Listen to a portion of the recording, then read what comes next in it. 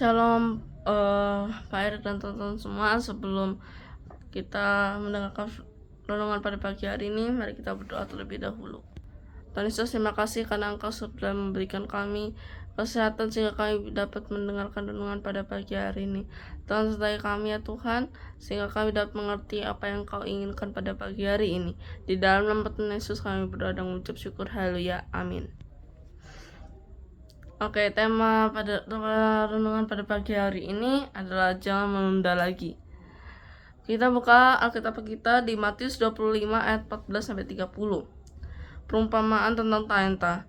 Sebab hal kerajaan sorga sama seperti seorang yang mau berpergian ke luar negeri, yang memanggil hamba-hambanya dan mempercayakan hartanya kepada mereka. Yang seorang diberikannya 5 talenta, yang seorang lagi dua dan yang seorang lain lagi 1, masing-masing menurut kesanggupannya. Lalu ia berangkat. Segera pergilah hamba yang menerima 5 talenta itu, yang menjalankan uang itu lalu beroleh laba 5 talenta. Hamba yang menerima 2 talenta itu pun berbuat demikian juga dan berlaba 2 talenta. Tapi hamba yang menerima 1 talenta itu pergi dan menggali lubang di dalam tanah lalu menyembunyikan uang tuannya. Lama sesudah itu pulanglah tuan hamba itu lalu mengadakan perhitungan dengan mereka. Hamba yang menerima 5 talenta itu datang dan dia membawa laba 5 talenta. Katanya, Tuan, 5 talenta Tuan percayakan kepadaku. Lihat, aku telah beroleh laba 5 talenta. Maka kata Tuan itu kepadanya, baik sekali perbuatanmu itu, hai hambaku yang baik dan setia. Engkau telah setia dalam perkara kecil, aku akan memberikan kepadamu tanggung jawab dalam perkara yang besar. Masuklah dan turutlah dalam kebahagiaan Tuanmu. Lalu datanglah hamba yang menerima 2 talenta itu. Katanya, Tuan, 2 talenta Tuan percayakan kepadaku. Lihat, aku telah beroleh laba 2 talenta. Maka kata Tuan itu kepadanya, baik sekali perbuatanmu itu, hai hambaku yang baik dan setia. Engkau telah setia memikul tanggung jawab dalam perkara yang kecil, aku akan memberikan kepadamu tanggung jawab dalam perkara yang besar. Masuklah dan turutlah dalam kebahagiaan Tuanmu.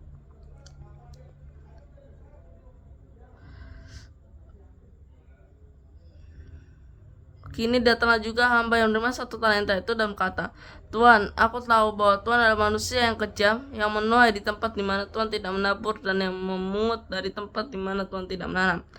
Karena itu aku takut dan pergi menyembunyikan talenta Tuan itu di dalam tanah. Ini terimalah kepunyaan Tuan. Maka jawab tuannya itu, hai kamu hamba yang jahat dan malas, jadi kamu sudah tahu bahwa aku menuai di tempat di mana aku tidak menabur dan memungut dari tempat di mana aku tidak menanam. Karena itu saudara, seharusnya uangku itu kau berikan kepada orang yang menjalankan uang, supaya sekembaliku aku menerimanya serta dengan bunganya. Sebab itu ambillah talenta itu daripadanya dan berikanlah kepada orang yang mempunyai 10 talenta itu. Karena setiap orang yang mempunyai kepadanya akan diberi sehingga ia berkelimpahan. Tetapi siapa yang tidak mempunyai apapun juga yang ada padanya akan diambil daripadanya. Dan campakkanlah hamba yang tidak berguna itu ke dalam kegelapan yang paling gelap. Di sana akan terdapat ratap dan kertak gigi. Dalam bulan Januari 2025 ini, kita berusaha mengejar setiap perencanaan atau resolusi yang kita buat di tahun lalu. Namun apakah semua resolusi kita benar-benar tercapai? Sebelum memasuki bulan-bulan berikutnya, ada kalanya kita perlu merefleksikan diri. Apakah resolusi yang kubuat adalah tekanan yang menuntutku untuk mencapai sesuatu atau paduan yang menuntutku pada tujuan yang benar? Seringkali kita melupakan satu hal penting, yaitu melibatkan Tuhan dalam setiap perencanaan kita. Alhasil, apapun yang kita kerjakan hanya berfokus pada keinginan pribadi, bukan kehendak Tuhan. Firman Tuhan hari ini mengingatkan kita pada 2 hal. 1, dipanggil untuk setia, dan yang kedua, dipanggil untuk bertanggung jawab. Kepergian sang tuan dengan meninggalkan beberapa talenta merupakan kepercayaan sekaligus ujian bagi ketiga hambanya. Apakah mereka setia dalam tugas mereka ataukah tidak? Apakah mereka malas atau rajin mengumpulkan talenta-talenta itu? Perumpamaan ini sejatinya menegur setiap kita. Jikalau kita menunda tugas atau tanggung jawab hanya karena mengikuti kedagingan kita, makin rasa penyesalan akan selalu menghampiri kita di kemudian hari. Namun apabila ada waktu dan kesempatan, marilah kita ambil langkah untuk menyelesaikannya, meskipun jalan yang harus dilalui tidak selalu mulus. Ingatlah Pekerjaan kita di dunia ini bukan sekedar menghasilkan sesuatu yang fana dan kemudian menikmatinya. Kita justru dipanggil Allah untuk berkarya bagi kemuliaannya dan bagi sesama. Oleh sebab itu, selalu katakan dalam diri kita, Januari, jangan nunda apalagi lari. Dan mintalah pertolongan Roh Kudus untuk memampukan kita menyelesaikannya. Pertanyaannya adalah, hal-hal apa saja yang membuat kita suka menunda-nunda tugas atau tanggung jawab? Sebelum kita mengakhiri renungan pada pagi hari ini, mari kita berdoa terlebih dahulu.